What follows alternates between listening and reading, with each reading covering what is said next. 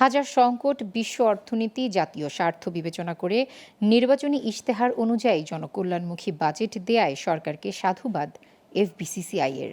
২০২৪-২৫ অর্থ বছরের প্রস্তাবিত বাজেট নিয়ে এফবিসিসিআই-এর তাৎক্ষণিক প্রতিক্রিয়া সংগঠনটির সভাপতি মাহবুবুল আলম বলেন, এই বাজেট যৌক্তিক ও বাস্তবসম্মত। এটি বাস্তবায়নযোগ্য, তবে মূল্যস্ফীতি ৬.৫ আনার জন্য প্রস্তাবনা বাস্তবায়নে ভালো প্রকল্প বাস্তবায়নে জোর দিতে হবে। এছাড়া রাজস্ব আদায় ৫,৪১,০০০ কোটি টাকা তোলা কঠিন হবে, তবে ট্যাক্স ও ভ্যাট বাড়ালে তা সম্ভব। রাজধানীর মতিঝিলে এফবিসিসিআই কার্যালয়ে সভাপতি এই প্রতিক্রিয়া ব্যক্ত করেন। রাজস্ব আদায়ের ক্ষেত্রে আপনারা দেখেছেন যে প্রায় ৫,৪১,০০০ কোটি টাকা নির্ধারণ করা হয়েছে,